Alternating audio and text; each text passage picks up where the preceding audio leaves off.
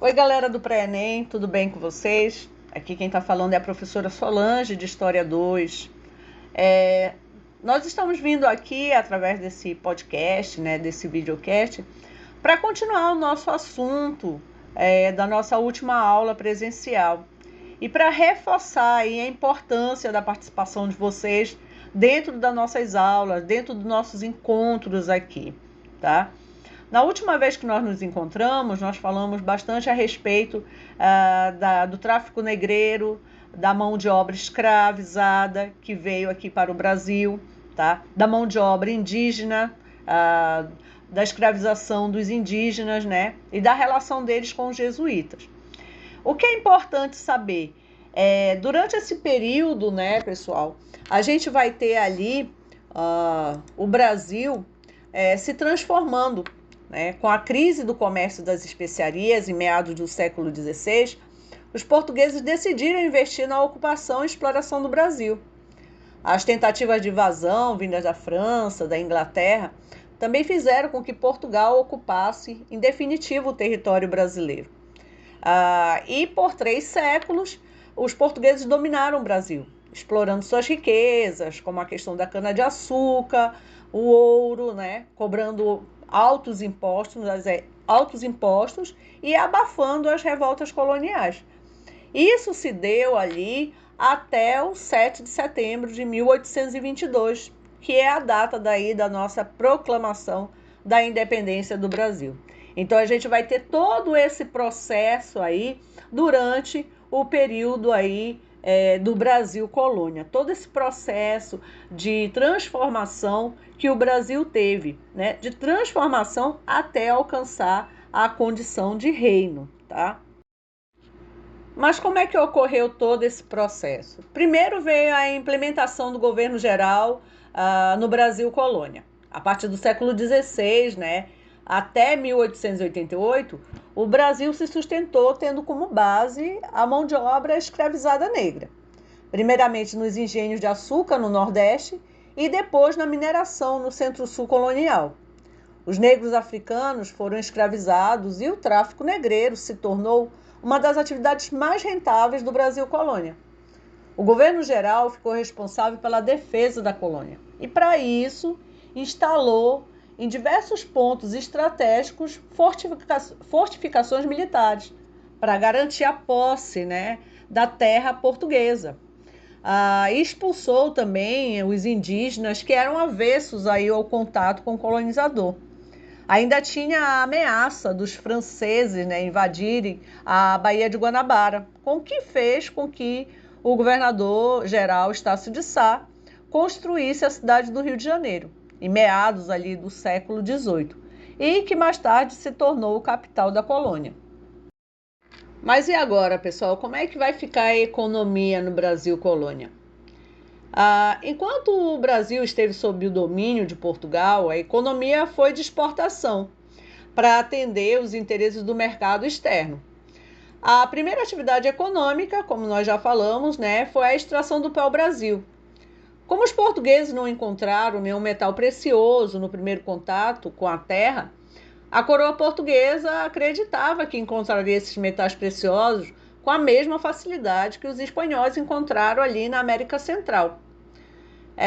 Sendo assim, já que eles não tinham os metais preciosos, percebendo que a terra colonial ela era fértil e o clima ele era favorável, deram início aí, a partir do século XVI, da plantação da cana-de-açúcar.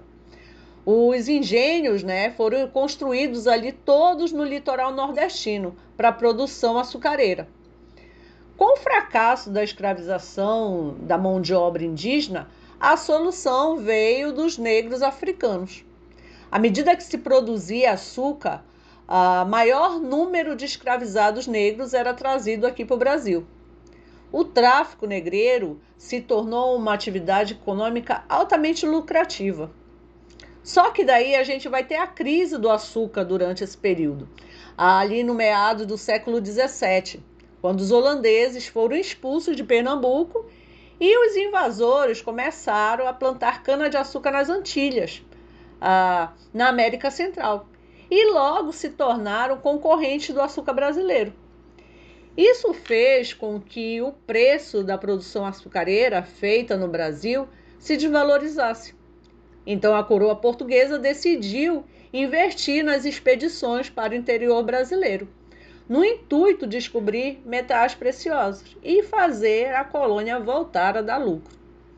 A partir do século XVIII, os bandeirantes que saíram de São Paulo para o sertão do Brasil encontraram na região ali de Minas Gerais minas de ouro. Logo que a notícia se espalhou, milhares de pessoas se deslocaram para as regiões, dando origem às primeiras cidades no interior brasileiro, como Ouro Preto, Mariana e a cidade de Goiás. Tal qual a produção açucareira e os metais preciosos foram levados para Portugal, em torno das minas de ouro formou-se um comércio que atendia às demandas dos exploradores. A mão de obra, infelizmente, ainda era utilizada a mão de obra negra. E para aumentar o controle na produção do ouro, a coroa portuguesa decidiu transferir a capital do Brasil de Salvador para o Rio de Janeiro. Mas como é que terminou todo esse processo aí? Como foi o fim do Brasil colônia? O fim do Brasil colônia esteve atrelado à crise do antigo regime na Europa. A Revolução Francesa, a Era Napoleônica alteraram a dinâmica política europeia, enfraquecendo diversas monarquias absolutistas. Vocês lembram que a Inglaterra, né, no caso aí a França, impôs, né, um bloqueio continental contra a Inglaterra. E avisou a todos os países que qualquer país que fizesse negociações com a Inglaterra, a França acabaria atacando. Ao não atender ao pedido francês de romper os laços econômicos com a Inglaterra, Portugal teve seu território invadido por tropas napoleônicas. Isso motivou a fuga da família real portuguesa para o Brasil, no ano de 1808. Essa transferência fez com que o centro do poder saísse lá da metrópole portuguesa e se instalasse aqui dentro da nossa colônia. Enquanto Portugal enfrentava a invasão da França, o Brasil pôde ampliar sua autonomia com as medidas tomadas pelo rei Dom João VI, como a abertura dos portos a nações amigas, a elevação a Reino Unido de Portugal e a luta pela independência brasileira, que se tornou ordem, né, do dia ali para o interesse da elite colonial, que considerava o domínio português como um entrave para o desenvolvimento econômico.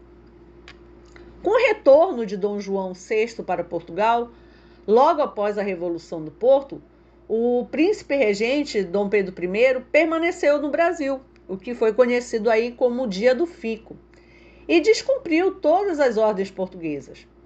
E com o apoio da elite, fez declarar a independência do Brasil, que ocorreu no 7 de setembro de 1822, na cidade aí de São Paulo. E é isso, pessoal. Muito obrigada pela participação e eu espero que vocês tenham aproveitado aí o nosso podcast, tá bom? Um beijo grande e bons estudos.